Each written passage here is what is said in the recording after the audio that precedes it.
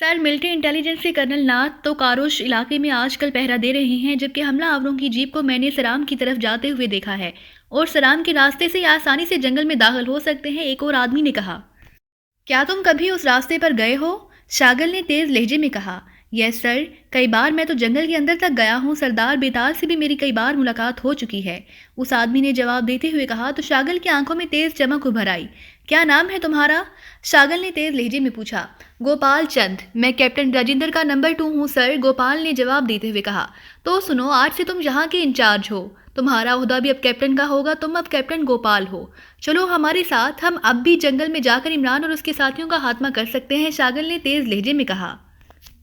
یس سر، military intelligence تو اس راستے پر موجود ہی نہیں ہے سر، جس راستے سے میں آپ کو لے جاؤں گا، کیپٹن گوپال نے کہا۔ ٹھیک ہے، چلو فوراً، ہم نے ہیلی کاپٹر لے جانا ہے، شاگل نے کہا تو کیپٹن گوپال نے اسبات میں سر ہلایا اور پھر وہ سب ایک کونے میں کھڑے ہیلی کاپٹر کی طرف تیزی سے بڑھتے چلے گئے۔ جیپ خاصی تیز رفتاری سے بڑی چلی جا رہی تھی، ڈرائیونگ سیٹ پر عمران تھا جبکہ سائیڈ سیٹ پر جولیا اور رکبی سیٹ پر اس کے ساتھی موجود تھے۔ عمران گھاٹ سے لانچ کرائے پر لے کر سوار ہوا تھا اور پھر اپنے ساتھیوں کو آگے سے سوار کر کے وہ سیدھی کانگری گھاٹ پہنچے تھے۔ اس لانچ کا کپتان شونی تھا، جسے ایک بھاری رقم دے کر عمران نے اس بات پر آمادہ کر لیا تھا کہ وہ انہیں ایسے گھاٹ پر اتار دے جہاں سے انہیں جنگل میں جانے کے لیے کوئی ٹرانسپورٹ مل سکے، اور شونی نے انہیں بتایا کہ کانگری گھاٹ سے سوجام اور سوجام سے آگے جنگل میں جانے کے لیے انہیں جیپ مل سکتی ہے، تو عمران نے اسے مزید رقم دے کر رضامند کر لیا کہ وہ انہیں ایک جیپ کا بندوبست کر دے، اس کے بعد واپس چلا جائے۔ چنانچہ ایسے ہی ہوا، شونی نے کانگری گھاٹ پر ایک جیت اپنی ضمانت پر اور نقد رقم لے کر دی۔ عمران نے جیپ ڈرائیور سے کافی دیر تک ڈسکشن کر کے جنگل میں جانے والے اس راستے کے بارے میں معلومات حاصل کر لیں جس راستے سے وہ بغیر کسی رکاوٹ کے جنگل میں داخل ہو سکتا تھا، کیونکہ جیپ کے ڈرائیور نے اسے بتایا تھا کہ دوسرے راستے پر ملٹری انٹیلیجنس کے کرنل ناتھ نے باقاعدہ ناکہ بندی کر رکھی ہے اور وہ کسی قسم کی کسی سواری کو آگے نہیں جانے دیتا، اس سے ان کا کاروبار بھی تقریباً تباہ ہو کر رہ گیا تھا، اس لیے انہوں نے اپنے کاروبار کے تحفظ کے لیے یہ خصوصی راستہ تلاش کیا ہے جو اصل راستے سرام کے قریب سے ہو کر آگے چلا جاتا ہے، اور چونکہ یہ انتہائی دشوار گزار راستہ تھا اس لیے اس راستے سے جیپیں نہیں جاتی تھیں، لیکن اب اس راستے سے جنگل کے اندر تک ٹورسٹ کو لے جایا جاتا تھا۔ گو جیپ کے ڈرائیور نے ساتھ جانے پر کافی اصرار کیا، لیکن عمران نے اسے بھاری رقم دے کر خاموش کر دیا تھا۔ اس نے ڈرائیور کو صرف یہ کہا تھا کہ وہ اور اس کے ساتھی بغیر کسی مداخلت کے جنگل کے اندر جنگل لائف کو انجوائے کرنا چاہتے ہیں، البتہ ڈرائیور نے انہیں منع کیا تھا کہ وہ جنگل کے صرف اس حصے تک جائیں جہاں قبائلی نہیں رہتے۔ ان کی نشانی اس نے کالے درختوں کی حد بندی بتائی تھی، اس کا کہنا تھا کہ سیاہ رنگ کے درخت دور سے بھوتوں کی صورت میں نظر آتے ہیں، اس سے آگے جانے والا سوائے مقامی قبائلوں کو ہلاک کر دیا جاتا ہے، اور عمران نے اس سے کہا کہ وہ اس کی باتوں کا خیال رکھے گا۔ چنانچہ جیپ لے کر وہ سب کانگری سے روانہ ہوئے، تقریباً 20 کلومیٹر پر شہر سوجام تھا، جس کے بعد جنگل کی حدود شروع ہو جاتی تھی، اور ابھی وہ سوجام کے قریب پہنچے ہی تھے کہ ان کے سروں پر سے ایک ہیلی کاپٹر گزرا تو عمران اس ہیلی کاپٹر کو دیکھ کر بے احتیاط چونک پڑا، کیونکہ اس نے ہیلی کاپٹر پر سیکرٹ سروس کا خصوصی نشان چیک کر لیا تھا۔ اس کا مطلب تھا کہ یہ شاگل کا ہیلی کاپٹر ہے، اور گو انہوں نے شاگل کو ڈاج دینے کے لیے لانچوں کے سارے چکر چلائے تھے، لیکن لگتا تھا کہ شاگل بھوت کی طرح ان کے پیچھے پڑا ہوا ہے، اور اب وہ ان سے پہلے سوجام پہنچ کر یقیناً ان کا راستہ روکنے کی کوشش کرے گا۔ جوزف، عمران نے سب سے اوپری سیٹ پر بیٹھے ہوئے جوزف کو آواز دیتے ہوئے کہا۔ یس بوس، جوزف نے جواب دیا۔ شاگل اور اس کا ہیلی کاپٹر ہمارے ساتھ ساتھ ہے، وہ سوجام پہنچ کر ہمیں روکنے کی کوشش کرے گا، اس لیے تم نے خیال رکھنا ہے اور تیار رہنا ہے، عمران نے اونچی آواز میں کہا۔ یس بوس، جوزف نے مختصر سا جواب دیا تو عمران کے چہرے پر اطمینان کے تاثرات ابھر آئے۔ ابھی جو ہیلی کاپٹر گزرا ہے کیا وہ شاگل کا ہے؟ صفدر نے پوچھا۔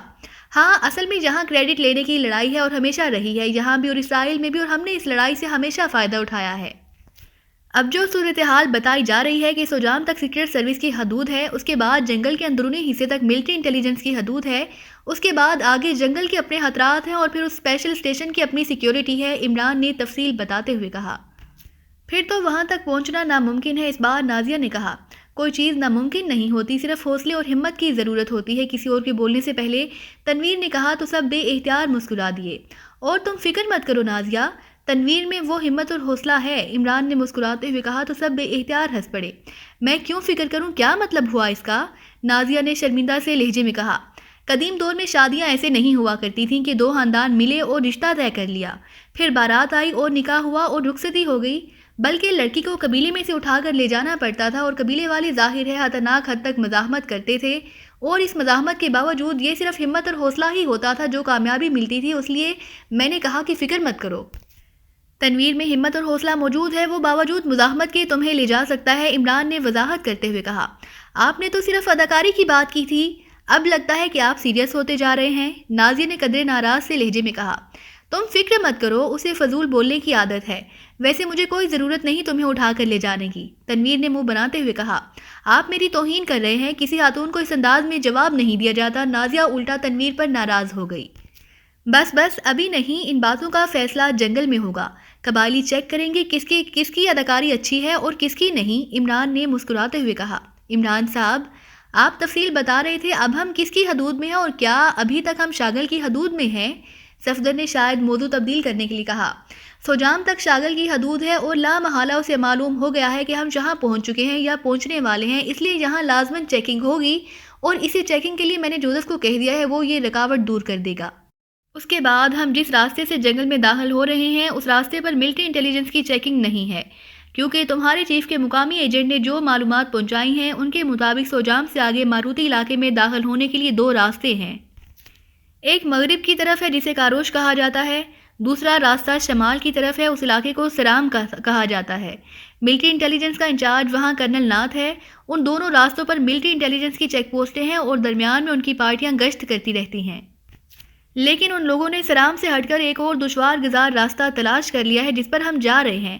البتہ راستے میں سوجام چیک پوسٹ بہرحال آئے گی جہاں شاگل کے آدمی موجود ہوں گے، عمران نے کہا، اور اس کے ساتھ ہی جیپ نے ایک موڑ مڑا اور اس کے ساتھ ہی اس نے جیپ کی رفتار آہستہ کر دی۔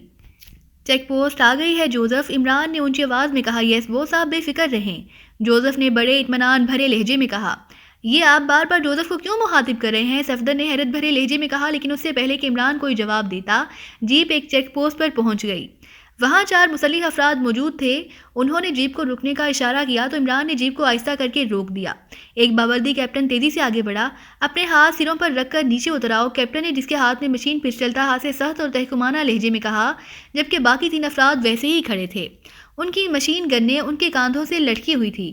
تمہارا تعلق کس سے ہے؟ سیکرٹ سروس سے یا ملٹری انٹیلیجنس سے؟ عمران نے کہا تو وہ کیپٹن بے اختیار اچھل پڑا، اس کی آنکھوں میں چمک ابھر آئی۔ او تم پاکستانی ایجنٹ، میں تمہیں، کیپٹن نے یکلخت چیختے ہوئے کہا، لیکن اس سے پہلے کہ وہ اپنا فکرہ مکمل کرتا سٹک کی آوازیں سنائی دی اور کیپٹن چیختا ہوا اچھل کر نیچے جا گرا۔ عمران نے جیپ ایک جھٹکے سے آگے بڑھا دی اور پھر جیپ اس قدر تیز رفتاری سے دوڑتی ہوئی آگے بڑھی کہ مشین گن کی فائرنگ رینج سے بھی آؤٹ ہو گئی تھی۔ سائلنسر لگے مشین پسٹل سے کیپٹن پر فائرنگ اوپری سیٹ پر بیٹھے ہوئے جوزف نے کی تھی۔ طاقتور انجن کی جیپ انتہائی رفتار سے دوڑتی ہوئی آگے بڑھی چلی جا رہی تھی۔ سائڈ پر سوجام شہر کی عمارتیں دور سے نظر آ رہی تھیں۔ اب آگے کیا ہوگا عمران صاحب؟ صفدر نے پوچھا۔ بس زیادہ سے زیادہ آدھے گھنٹے بعد ہم جنگل کے اس علاقے میں داخل ہو جائیں گے جسے ماروتی کہا جاتا ہے، پھر وحشی قبائل ہوں گے اور ہم ہوں گے۔ وہ کیا خوبصورت گیت ہے کہ ہم تم ہوں گے، بادل ہوگا، رقص میں سارا جنگل ہوگا، عمران نے مزے لے کر کہا تو سب بے اختیار ہنس پڑے۔ سوجام اور ماروتی جنگل کے درمیان ملٹری انٹیلیجنس کی تربیت یافتہ افراد تقریباً ہر جگہ موجود تھے۔ ماروتی علاقے میں داخل ہونے کے دونوں راستوں کاروش اور سرام پر ملٹری انٹیلیجنس کی چیک پوسٹیں بنی ہوئی تھیں۔ دونوں راستوں کے درمیان ملٹری انٹیلیجنس کے افراد جیپوں میں گشت بھی لگاتے رہتے تھے تاکہ اگر پاکستانی ایجنٹ وہاں پہنچیں اور وہ کسی بھی راستے سے ماروتی جنگل میں داخل ہونے کی کوشش کریں تو انہیں ہلاک کیا جا سکے۔ درمیانی علاقے میں باقاعدہ ایک بڑا سا احاطہ بنایا گیا تھا جس میں لکڑی کے چند کمرے بھی بنائے گئے تھے۔ یہ اس علاقے میں ملٹری انٹیلیجنس کا ہیڈ کوارٹر تھا اور کرنل ناتھ جو اس سارے علاقے میں ملٹری انٹیلیجنس کا انچارج تھا، اس ہیڈ کوارٹر کے ایک کمرے میں باقاعدہ آفس بنا کر اس نے بیٹھا ہوا تھا۔ احاطے کے اندر ایک تیز رفتار ہیلی کاپٹر بھی ہر وقت موجود رہتا تھا اور کرنل ناتھ اس ہیلی کاپٹر پر اکثر فضائی راؤنڈ بھی کرتا رہتا تھا۔ کرنل ناتھ کے آفس میں سیٹلائٹ سے منسلک خصوصی فون بھی موجود تھا۔ ایسے ہی فون دونوں چیک پوسٹوں پر بھی موجود تھے جہاں سے کرنل ناتھ کو باقاعدگی سے رپورٹیں ملتی رہتی تھیں۔ اس وقت بھی کرنل ناتھ جو لمبے قد اور قدرے بھاری جسم کا مالک تھا، مکمل یونیفارم میں ملبوس آفس میں بیٹھا تحریری رپورٹ پڑھنے میں مصروف تھا کہ پاس پڑے ہوئے فون کی گھنٹی بج اٹھی تو اس نے ہاتھ بڑھا کر ریسیور اٹھا لیا۔ کرنل ناتھ بول رہا ہوں، کرنل ناتھ نے تیز لہجے میں کہا۔ گرو دیو بول رہا ہوں جناب، سیکرٹ سروس سوجام سیکشن سے، ایک مردانہ آواز سنائی دی۔ اس کا لہجہ مودبانہ تھا اور کرنل ناتھ گرو دیو کا نام سن کر بے اختیار چونک پڑا، کیونکہ گرو دیو سیکرٹ سروس کے سوجام سینٹر میں ملٹری انٹیلیجنس کا خصوصی مخبر تھا۔ کوئی خاص بات؟ کرنل ناتھ نے تیز لہجے میں کہا۔ سر، یہاں سیکشن ہیڈ کوارٹر پر ہیلی کاپٹر کے ذریعے سیکرٹ سروس کے چیف شاگل ایک عورت اور ایک مرد کے ساتھ پہنچے ہیں۔ ادھر سوجام چیک پوسٹ پر ایک جیپ کو روکا گیا تو اس میں موجود ایک افریقی نژاد آدمی نے کیپٹن راجندر کو گولی مار کر ہلاک کر دیا اور جیپ کو تیز رفتاری سے دوڑا کر فرار ہونے میں کامیاب ہو گیا۔ بقول اطلاع دہندہ یہ پاکستانی ایجنٹ تھے جن کے تعاقب میں چیف شاگل خود یہاں آیا تھا۔ اس جیپ کا رخ سرام کے علاقے سے گزر کر ماروتی کی طرف ہے۔ یہ اطلاع ملتے ہی چیف شاگل ہیلی کاپٹر لے کر ان کے پیچھے گئے ہیں تاکہ انہیں ہلاک کر کے اس کا کریڈٹ وہ خود لے سکیں۔ گرودیو نے تفصیل بتاتے ہوئے کہا، لیکن سوجام سے آگے تو ہماری عملداری ہے، چیف شاگل کیسے اس میں مداخلت کر سکتے ہیں؟ کرنل ناتھ نے تیز لہجے میں کہا۔ وہ ان باتوں کی پرواہ نہیں کیا کرتے جناب، وہ اس جیپ پر میزائل فائر کر کے انہیں ہلاک کریں گے اور پھر ان کی لاشیں اپنے ہیلی کاپٹر میں ڈال کر وہ صدر کے سامنے رکھ دیں گے، اس طرح وہ کریڈٹ حاصل کر لیں گے۔ گرودیو نے جواب دیتے ہوئے کہا، ٹھیک ہے، تمہارا شکریہ، میں ابھی سب بندوبست کرتا ہوں، کرنل ناتھ نے تیز لہجے میں کہا، اور اس کے ساتھ ہی اس نے کریڈل دبایا اور پھر ٹون آنے پر اس نے تیزی سے نمبر پریس کرنے شروع کر دیے۔ Yes air check post in-charge Gonda attending you. چند لمحوں بعد ایک مردانہ آواز سنائی دی، کرنل ناتھ بول رہا ہوں، تمہیں کوئی ہیلی کاپٹر سوجام کی طرف سے سرام یا ماروتی کی طرف آتا دکھائی دیا ہے؟ کرنل ناتھ نے پوچھا۔ یس سر، ایک ہیلی کاپٹر جس پر سیکرٹ سروس کا محسوس نشان ہے آتا دکھائی دے رہا ہے، کیا اسے ہٹ کرنا ہے یا چھوڑ دینا ہے جناب؟ گوندا نے کہا۔ ایک جیپ کا پیچھا کر رہا ہے اور میں نہیں چاہتا کہ یہ جیپ پر میزائل فائر کرے۔ گو اس جیپ میں دشمن ایجنٹ ہے لیکن سیکرٹ سروس ان کی ہلاکت کا کریڈٹ لینا چاہتی ہے۔ تم اس ہیلی کاپٹر پر اس انداز میں فائر کرو کہ وہ ہٹ نہ ہو سکے اور آگے بھی نہ بڑھ سکے اور خود ہی واپس چلا جائے۔ سنا تم نے؟ یہ میرا حکم ہے، کرنل ناتھ نے تیز لہجے میں کہا۔ یس سر، دوسری طرف سے کہا گیا تو کرنل ناتھ نے ایک بار پھر کریڈل دبایا اور پھر ٹون آنے پر اس نے ایک بار پھر تیزی سے نمبر پریس کرنے شروع کر دیے۔ مین چیک پوسٹ سرام سے کرشن بول رہا ہوں۔ رابطہ قائم ہوتے ہی ایک مردانہ آواز سنائی دی، کرنل ناتھ بول رہا ہوں، کرنل ناتھ نے تیز لہجے میں کہا۔ یس سر، حکم سر، دوسری طرف سے کہا گیا۔ کیا سرام سے ہٹ کر کوئی اور راستہ بھی ہے ماروتی جانے کا؟ کرنل ناتھ نے پوچھا۔ یس سر، سرام سے 4 کلومیٹر کے فاصلے پر ایک قدیم راستہ ہے لیکن وہ انتہائی خطرناک اور دشوار گزار جنگلی راستہ ہے اور طویل عرصے سے ستروک ہے، کرشن نے جواب دیتے ہوئے کہا۔ اس راستے پر کوئی چیک پوسٹ بنائی ہوئی ہے تم نے یا نہیں؟ کرنل ناتھ نے پوچھا۔ نہیں جناب، یہ تو متروک راستہ ہے، اسے کون استعمال کرے گا؟ کرشن نے حیرت بھرے لہجے میں کہا۔ یہ راستہ ماروتی میں کہاں پہنچتا ہے جس کے آگے جیپ نہ جا سکتی ہو؟ کرنل ناتھ نے کہا۔ ماروتی میں ایک کالا جنگل نامی علاقہ ہے، انتہائی سخت گھنا جنگل، اس کے بعد جیپ تو جیپ، ایک آدمی بمشکل وہاں سے گزر سکتا ہے اور اگر گزر بھی جائے تو آگے سب سے پہلے وحشی قبیلہ کراک کالے جنگل میں رہتا ہے، وہ وہاں آنے والے کو فوراً ہلاک کر دیتے ہیں، کرشن نے تفصیل بتاتے ہوئے کہا۔ ٹھیک ہے، تم پوری طرح ہوشیار رہو۔ مجھے اطلاع ملی ہے کہ ایک جیپ میں سوار 9 افراد کا گروپ سرام کے قریب سے ماروتی میں داخل ہو رہا ہے، ہم نے اسے نہ صرف کور کرنا ہے بلکہ انہیں ہلاک بھی کرنا ہے، کرنل ناتھ نے کہا۔ لیکن باس، یہ کیسے ہوگا؟ ہم تو سرام کی چیک پوسٹ پر موجود ہیں، کرشن نے قدرے حیرت بھرے لہجے میں کہا۔ اس کا بندوبست میں خود کروں گا، میں خود بھی وہاں جا رہا ہوں، کرنل ناتھ نے کہا، اور اس کے ساتھ ہی اس نے ایک بار پھر کریڈل دبا دیا اور پھر ٹون آنے پر اس نے تیزی سے نمبر پریس کرنے شروع کر دیے۔ چیک پوسٹ نمبر 3 رابطہ قائم ہوتے ہی ایک مردانہ آواز سنائی دی، کرنل ناتھ نے ہر ایک اہم چیک پوسٹ پر سیٹلائٹ فون نصب کرا رکھے ہیں تاکہ وہ سب سے براہ راست رابطے میں مستقل طور پر رہ سکیں۔ کرنل ناتھ بول رہا ہوں، کرنل ناتھ نے کہا۔ یس سر، حکم سر، شنکر بول رہا ہوں سر، دوسری طرف سے مودبانہ لہجے میں کہا گیا۔ تمہارے پاس کتنے آدمی ہیں؟ کرنل ناتھ نے پوچھا۔ 10 ہیں جناب، شنکر نے جواب دیتے ہوئے کہا۔ تم نے ماروتی میں کالا جنگل دیکھا ہوا ہے؟ کرنل ناتھ نے پوچھا۔ یس سر، ہم سب نے دیکھا ہوا ہے، وہاں تک تو ہم جا سکتے ہیں، اس کے بعد وحشی قبائل کی آبادیاں ہیں، شنکر نے جواب دیا۔ تم اپنے آدمیوں سمیت وہاں پہنچ جاؤ، میں بھی وہاں پہنچ رہا ہوں، تم سب کو پوری طرح مسلح ہونا چاہیے، دشمن ایجنٹ کسی بھی لمحے وہاں پہنچ سکتے ہیں اور ہم نے انہیں پکڑ کر ہلاک کرنا ہے، کرنل ناتھ نے کہا۔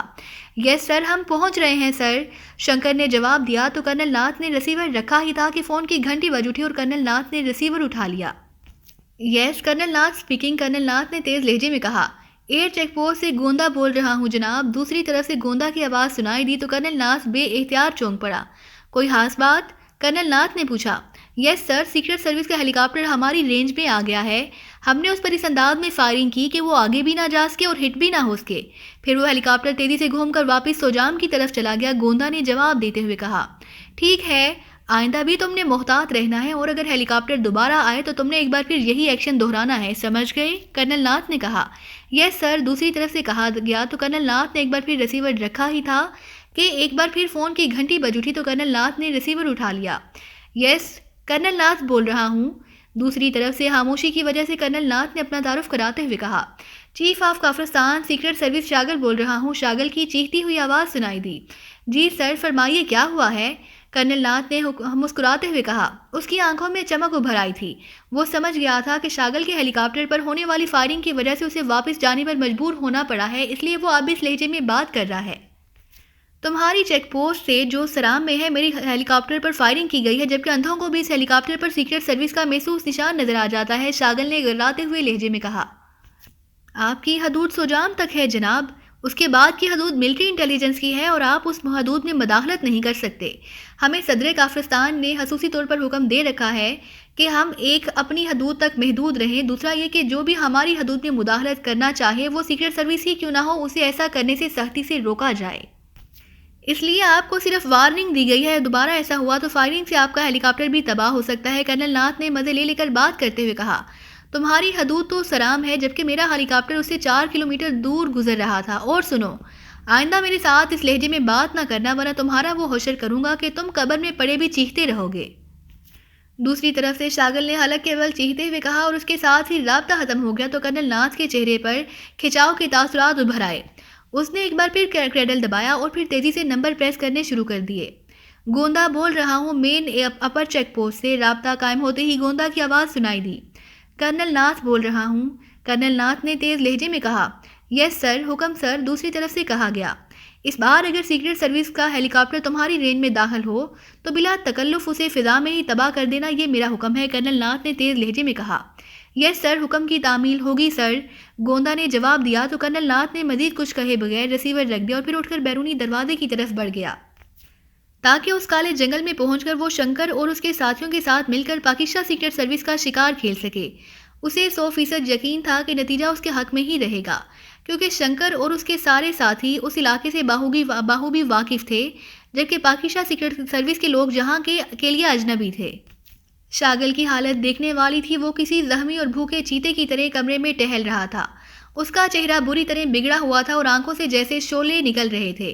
وہ بار بار دروازے کی طرف اسے دیکھ رہا تھا جیسے اسے کسی کا انتظار ہو۔ وہ اس وقت سوجام میں سیکرٹ سروس کے سینٹر کے ایک کمرے میں موجود تھا۔ وہ ہیلی کاپٹر پر سوار ہو کر پاکستانی ایجنٹوں کی جیپ کے پیچھے گیا تھا تاکہ اس جیپ پر میزائل فائر کر کے اسے تباہ کر دے اور عمران اور اس کے ساتھیوں کی لاشیں اٹھا کر لے آئے اور پھر صدر کے سامنے یہ لاشیں یہ کہہ کر رکھ دے کہ اس نے انہیں سوجام پہنچنے سے پہلے راستے میں ہی ہلاک کر دیا ہے۔ لیکن اس کے ہیلی کاپٹر پر سرام کی حدود میں انتہائی خوفناک فائرنگ کی گئی اور اس کے ہیلی کاپٹر کا پائلٹ اگر ہوشیاری اور مہارت سے کام لے کر واپس نہ جاتا تو پاکستانی ایجنٹوں کی بجائے اس کی اپنی لاش جنگل میں پڑی نظر آتی۔